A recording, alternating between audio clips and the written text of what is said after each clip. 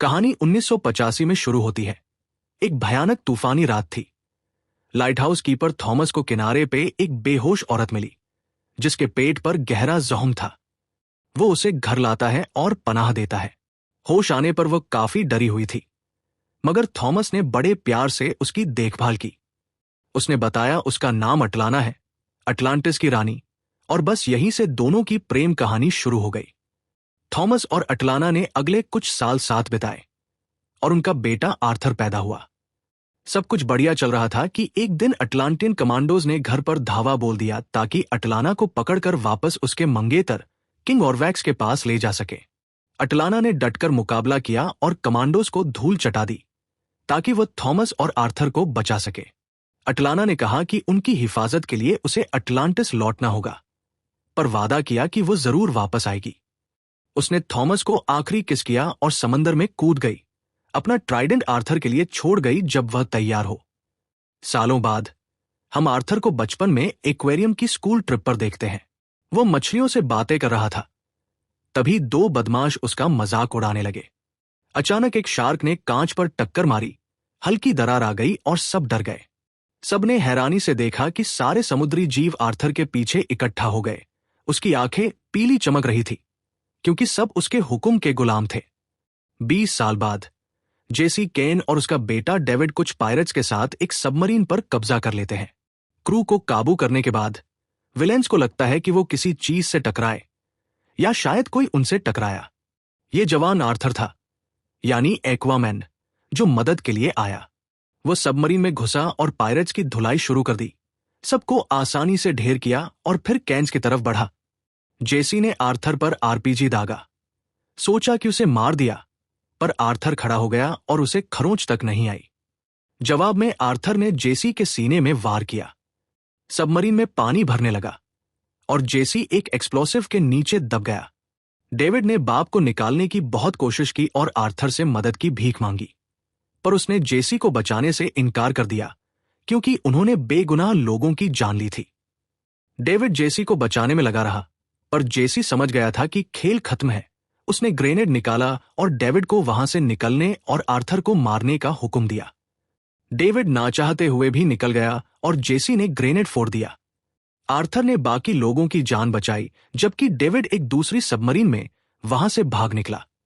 Arthur Thomas से मिलता है, जो डॉक्स पर सालों से अटलाना की राह देख रहा था। दोनों बार गए जहां एक्वामैन के कारनामे न्यूज पर चल रहे थे। थॉमस जानता था ये उसका बेटा है। उसने आर्थर को याद दिलाया कि उसे जमीन और अटलांटिस की दुनिया को जोड़ना है। तभी कुछ बाइकर्स आर्थर के पास आए। लगा पंगा लेंगे, पर वो तो बस उसके साथ फोटो खिंचवाना चाहते थे। नीचे अटलांटिस में आर्थर का सौतेला भाई ऑर्म और मेंटर वुल्को जेबेल के किंग नेरियस से मिलने की तैयारी कर रहे थे। ऑर्म चाहता था कि नेरियस उसके साथ अलायंस बनाए ताकि समुद्री राज्यों को जोड़ा जा सके, पर असल में ऑर्म जमीन पर हमला करने का बहाना ढूंढ रहा था। नेरियस को आर्थर का पता था, मगर ऑर्म अपने सौतेले भाई को मानने से इनकार करता था, और यह भी कि उसकी मां जमीन वालों के बीच रही थी। तभी वहां एक जबरदस्त धमाका हुआ और एक सबमरीन ने हमला बोल दिया। ऑर्म और नेरियस ने अपनी फौज को जवाब देने के लिए ललकारा, और ऑर्म ने उस सबमरीन को समंदर की गहराइयों में पटक दिया। इससे नेरियस को यकीन हो गया और वो ऑर्म के साथ मिल गया ताकि जमीन वालों को एक कड़क पैगाम भेज सके। आर्थर और थॉमस बार से निकल ही रहे थे कि प्रिंसेस मेरा वहां आ पहुंची। उसने आर्थर को आगाह किया कि ऑर्म जमीन पर जंग छेड़ने वाला है और जमीन और समंदर दोनों के लोगों की जान खतरे में है। आर्थर ने कोई दिलचस्पी नहीं दिखाई। तभी जब मेरा ने बताया कि वुल्को ने ट्राइडेंट ऑफ एटलान का पता लगा लिया है, जिससे ऑर्म को हराकर आर्थर अटलांटिस का राजा बन सकता है। आर्थर तस्समस नहीं हुआ, क्योंकि उसे लगता था अटलांटियंस ने उसकी मां को मार डाला है, पर उसने वादा किया कि अगर ऑर्म ने हमला किया तो वो अपने तरीके से निपट लेगा। उधर ऑर्म और डेविड मिले हुए थे।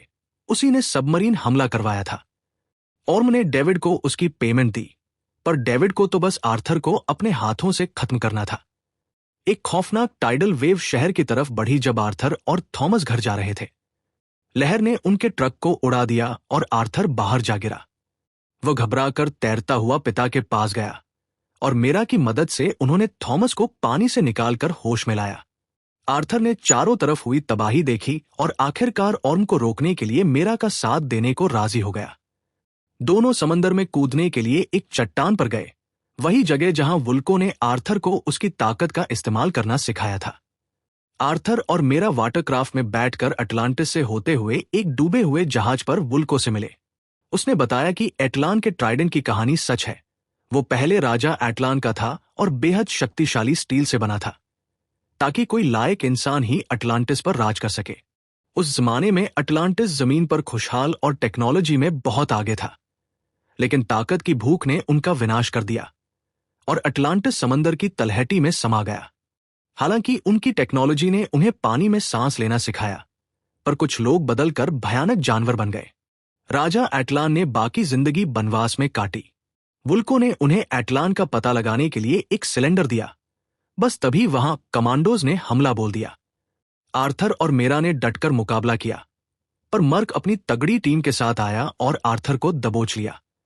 आर्थर को ऑर्म के सामने पेश किया गया ताकि दोनों मिल सके। ऑर्म ने आर्थर को ताना मारा कि उसकी मां को जमीन वाले से बच्चा पैदा करने की सजा मिली थी, जिससे आर्थर को लगा कि कसूर उसका ही है। ऑर्म ने यह भी बताया कि वो जमीन वालों से नफरत करता है क्योंकि उन्होंने समंदर को गंदा कर दिया है। उसने आर्थर को ऑफर दिया कि वो चला जाए और कभी वापस ना आए, पर आर्थर ने उसे ड्यूएल के लिए ललकारा। वुल्को और मेरा के मना करने के बावजूद ऑर्म ने चुनौती स्वीकार कर ली। आर्थर अपनी मां का ट्राइडेंट लेकर मुकाबले के लिए तैयार हुआ। इधर ऑर्म ने अपनी होने वाली बीवी मेरा को एक कंगन दिया जो अटलाना का था। एक फ्लैशबैक में दिखा कि वुल्को ने आर्थर को सिखाया था कि कैसे पानी की ढाल बनाई जाती है।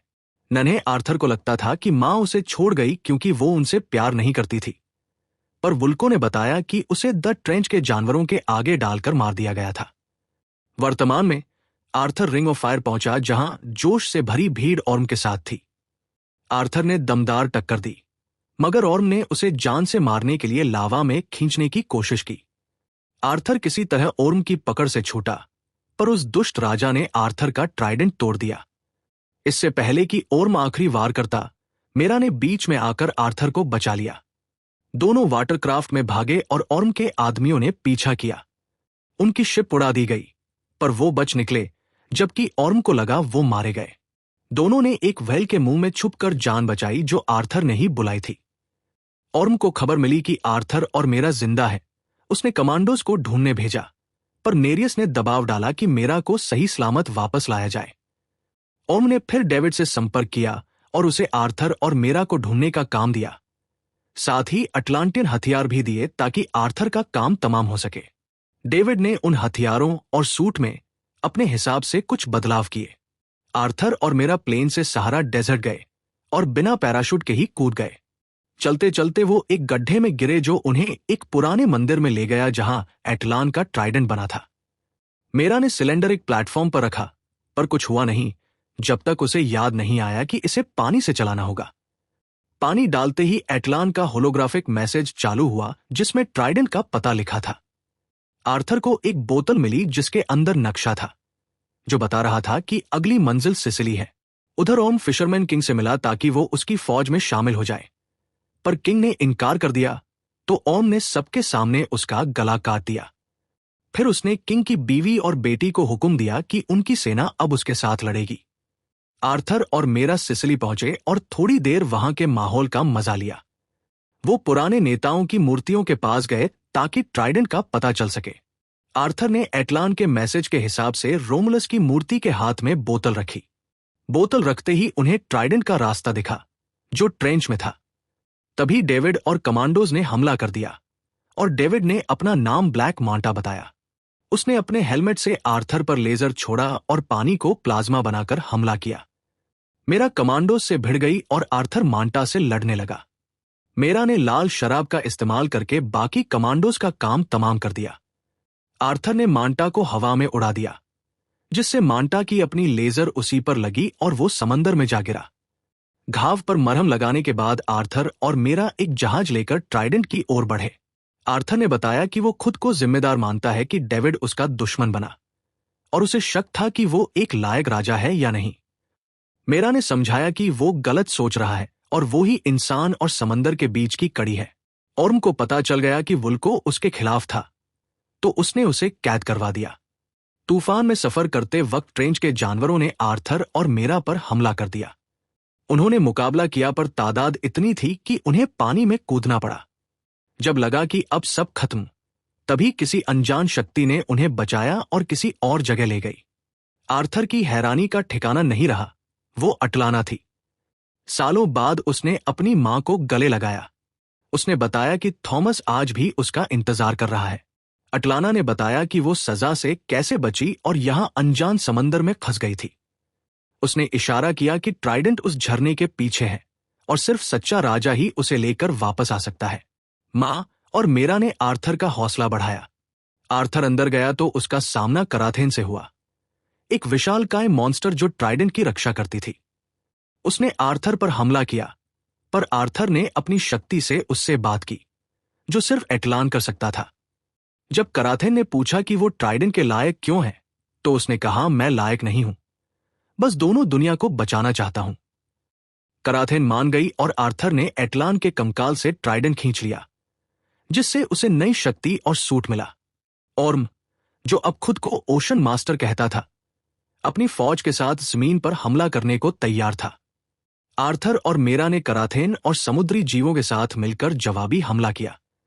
जीवों ने ओर्म की सेना को धूल चटा दी और बाकी अटलांटियंस ने उसका साथ छोड़ दिया। ओर्म फिर आर्थर से भिड़ा, पर इस बार आर्थर उसे खींचकर सतह पर ले गया ताकि अपने इलाके में लड़ सके। आर्थर ने ट्राइडेंट की शक्ति से ओर्म का हथियार तोड़ दिया और उसे घुटनों पर ला खड़ा किया। ओर्म ने मौत मांगी पर आर्थर ने उसे जिंदा छोड़ दिया। तभी अटलाना समंदर से निकली और ओर्म अपनी मां के गले लग गया। वुल्को ने ओर्म को गिरफ्तार करने का हुक्म दिया और वो खुशी से चला गया। आर्थर ने कहा कि जब वो तैयार होगा तब वो बात करेंगे। आखिरकार अटलांटियंस ने आर्थर को अपना नया राजा मान लिया। थॉमस हमेशा की तरह डॉक्स पर गया और हैरान रह गया क्योंकि अटलाना वापस आ गई थी। दोनों गले मिले। आर्थर ने कहा कि किस्मत लोगों को मिला ही देती है जैसे उसके माता पिता को मिलाया। अब उसने अपना मुकाम मान लिया है, जमीन का बेटा, समंदर का राजा और रखवाला, और एक्वामैन। कहानी यही खत्म होती है। Please like and subscribe.